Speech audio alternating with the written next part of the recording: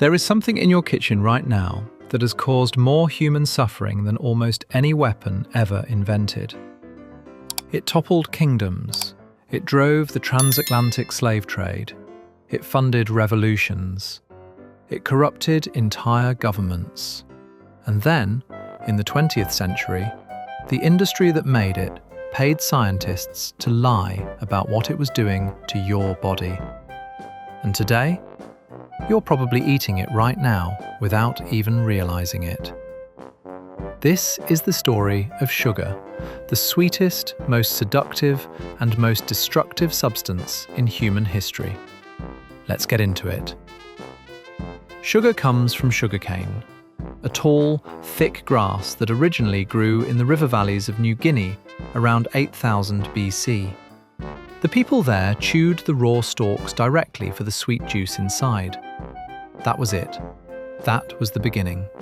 Over thousands of years, sugarcane cultivation slowly spread westward, through Southeast Asia, into India, and eventually toward the Middle East. It was in ancient India, around 500 BC, that humans first figured out how to crystallize sugar from cane juice, creating the world's first refined sugar. Sanskrit texts from this period describe a substance called shakara, which is the root word for the English word sugar itself. Indian scientists and traders understood something remarkable about this crystallized sugar. Unlike fresh cane juice, it could be stored, transported, and traded over long distances without spoiling. That made it enormously valuable. And then Alexander the Great's army marched into India in 326 BC, and his soldiers came back with reports of something extraordinary. A reed that produced honey without bees. They brought samples back to Greece and Persia. Word spread. But for the next 1,000 years, sugar remained something most of the world had never tasted. It was rare, expensive, and traded in tiny quantities like a spice. The idea that it would one day become the world's most consumed food additive would have seemed completely absurd. The real revolution in sugar came through the Islamic world. As the Arab Empire expanded between the 7th and 10th centuries, it carried sugarcane cultivation with it, from Persia into North Africa, the Mediterranean, and eventually into Spain and Sicily. Arab scholars developed far more sophisticated methods of sugar refining, producing purer, whiter sugar than anyone had before. Baghdad, under the Abbasid Caliphate, became the world's first great sugar city. With elaborate confectionery traditions, sugar sculptures displayed at royal banquets, and a thriving sugar trade that connected the Far East to Europe. Arab physicians also wrote extensively about sugar in medical texts, prescribing it for everything from coughs to digestive problems. Sugar was medicine, luxury, and artistry all at once. When the Crusaders arrived in the Holy Land in the 11th century, they encountered sugar for the first time. Their accounts describe it with a sense of wonder that's almost comical in retrospect. One chronicler called it precious sugar from which many things are made for the use and health of mankind. They brought it back to Europe, and Europe's relationship with sugar would never be the same. By the 13th century, Venice had established itself as the sugar trading capital of Europe, importing refined sugar from Arab and Egyptian producers and distributing it across the continent at extraordinary prices. A pound of sugar in medieval England cost the equivalent of several days' wages for a labourer. It was literally worth its weight in silver. Kings and queens displayed sugar sculptures at banquets, elaborate castles, animals, and mythological scenes, not to eat, but purely to demonstrate wealth. Having bad teeth from eating too much sugar was actually considered a status symbol in Elizabethan England. It meant you were rich enough to afford it.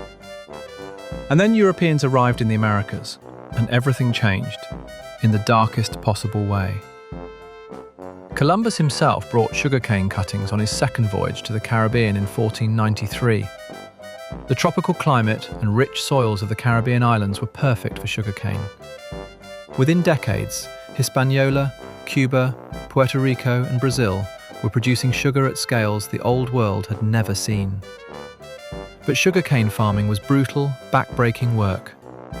It had to be cut by hand in intense tropical heat, processed immediately before the juice fermented, and the mills ran 24 hours a day during harvest season. The work was so grueling and the death rate so high that the initial workforce, indigenous peoples of the Caribbean, was essentially wiped out within a generation through overwork, disease, and violence. The solution the colonial powers chose was catastrophic in its scale and its cruelty: the transatlantic slave trade. Between the 16th and 19th centuries, approximately 12.5 million Africans were forcibly taken from their homes and transported to the Americas. The majority, roughly 60 to 70%, were sent specifically to work in sugar production in Brazil and the Caribbean. The conditions on sugar plantations were among the most brutal in the entire history of slavery. Life expectancy for enslaved people on Caribbean sugar plantations was shockingly short. Some estimates suggest that on the most brutal Jamaican plantations, the average enslaved person survived only 7 to 10 years after arrival. Planters calculated that it was cheaper to work people to death and replace them than to maintain their health. The scale of suffering is almost impossible to comprehend. Millions of people lost their lives, their families, their cultures, and their freedom, so that Europeans could sweeten their tea. And European consumers knew. They chose not to care. Here's the part of the sugar story that most history books skip over. Sugar didn't just satisfy a sweet tooth, it funded the modern world. The profits from Caribbean sugar plantations were extraordinary. Returns of 10, 20, sometimes 30% per year on investment.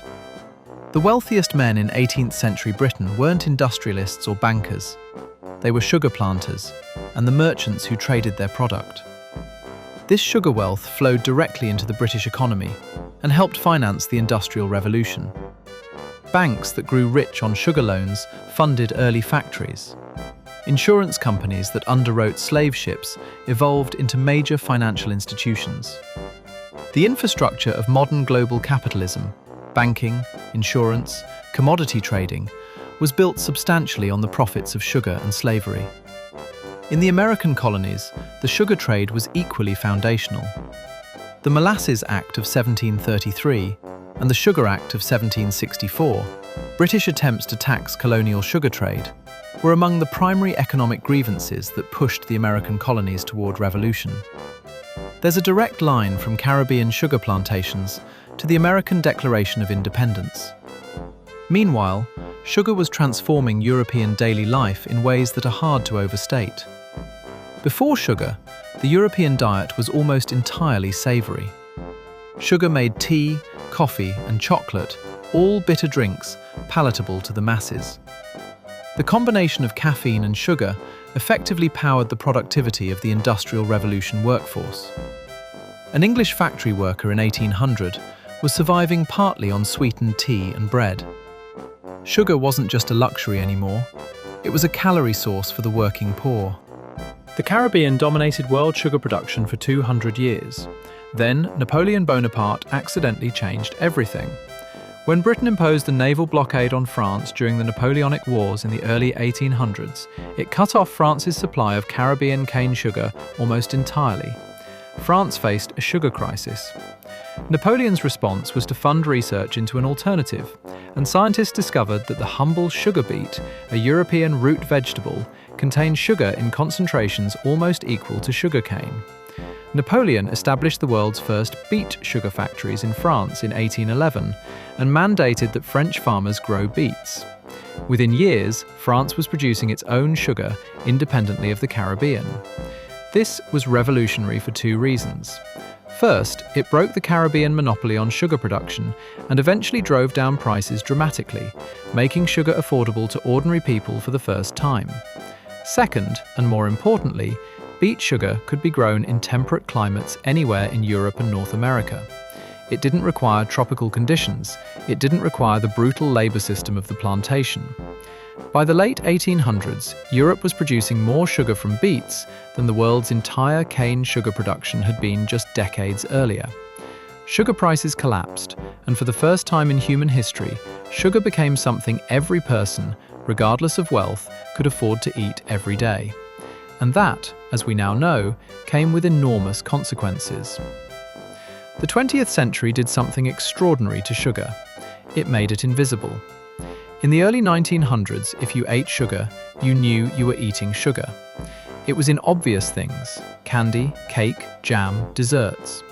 The average American consumed around 40 pounds of sugar per year. Then came the rise of the processed food industry. As food manufacturers discovered that sugar enhanced flavor, extended shelf life, and, crucially, made people want to eat more, they began adding it to everything: bread, ketchup, pasta sauce, salad dressing, soup, crackers, yogurt, fruit juice, sports drinks, baby food.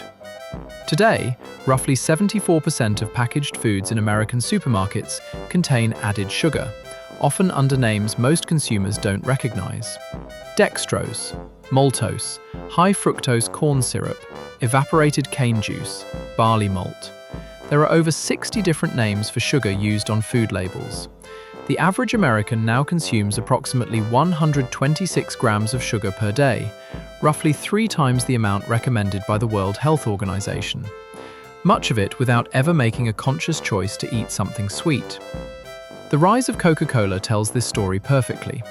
Invented in 1886 as a medicinal tonic, Coca-Cola became the world's most recognized brand by essentially delivering sugar and caffeine in a format so pleasurable and so heavily marketed that it spread to every corner of the globe. Today, Coca-Cola sells 2 billion servings per day in over 200 countries. Sugar had gone from sacred rarity to invisible omnipresence in the span of a few centuries. If the tobacco section of this series sounded familiar, it should, because the sugar industry ran almost exactly the same playbook. In the 1950s and 1960s, 2 competing theories emerged about the cause of the rapidly rising rates of heart disease in Western countries. One theory, championed by researcher Ansel Keys, blamed dietary fat. The other, championed by British scientist John Yudkin, blamed sugar. The sugar industry chose a side and funded it aggressively. Internal documents revealed in 2016, published in JAMA Internal Medicine, showed that the Sugar Research Foundation secretly paid scientists in the 1960s to publish research that downplayed sugar's role in heart disease and shifted the blame entirely onto fat. The result was half a century of nutritional policy built on corrupted science. Governments told people to reduce fat. The food industry responded by removing fat from products and replacing it with sugar to maintain flavor. Low-fat yogurt, low-fat salad dressing, low-fat cookies, all loaded with added sugar. The scientist who took the money? He later helped shape United States dietary policy. John Yudkin, who had been right all along, was professionally destroyed by the sugar industry's smear campaign. His 1972 book, Pure, White and Deadly, was ridiculed and suppressed. He died before seeing his research vindicated. Sound familiar? It should. The tobacco industry and the sugar industry were not just using the same tactics. In some cases, they were using the same PR firms. Today, the consequences of that cover-up are playing out at a global scale. Type 2 diabetes, a disease closely linked to excessive sugar consumption, now affects over 537 million people worldwide. And that number is projected to rise to 783 million by 2045. It is one of the fastest growing health crises in human history. Obesity, driven substantially by excess sugar consumption, affects over 1 billion people globally, a number that has tripled since 1975. The economic cost is staggering. Diabetes alone costs the global economy over $966 billion per year in healthcare expenses. And the burden is not shared equally. The communities most affected by sugar-related disease are disproportionately low-income communities and communities of colour. The same communities that were least able to make informed choices because of decades of corrupted nutritional science and aggressive marketing of cheap, sugar-laden processed foods. The people who once suffered to produce sugar are now suffering from consuming it. There's a bitter irony in that. So where do we go from here? Several things are happening simultaneously right now.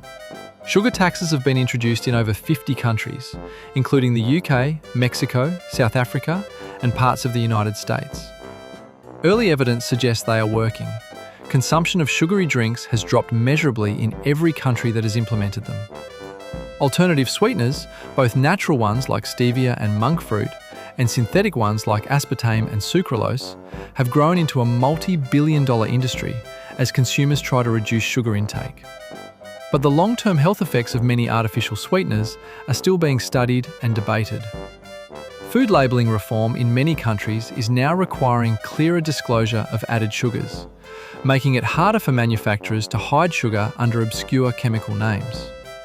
And there's a growing movement, particularly among nutritional scientists, to have sugar regulated more like tobacco and alcohol, with age restrictions on high sugar products marketed to children and mandatory health warnings on packaging. Whether that ever happens will depend on whether governments can resist the enormous lobbying power of the food and beverage industry. Sugar's story spans 10,000 years. It began as a grass chewed by farmers in New Guinea. It became a luxury that kings displayed like jewellery. It drove the worst atrocity in modern history. It funded the Industrial Revolution. It powered 2 world wars. It was hidden in your food while scientists were paid to tell you it was harmless. And right now, it's probably in the next thing you eat. No substance in human history has been more desired, more fought over, more lied about, or more quietly devastating. The story of sugar is really the story of human desire, our willingness to pursue sweetness at any cost, and the price that other people have always paid for it. If this video made you think differently about what's on your plate, that's exactly what we were going for. Hit like, subscribe, and let us know in the comments, what should we cover next in Facts and Stories? See you in the next one.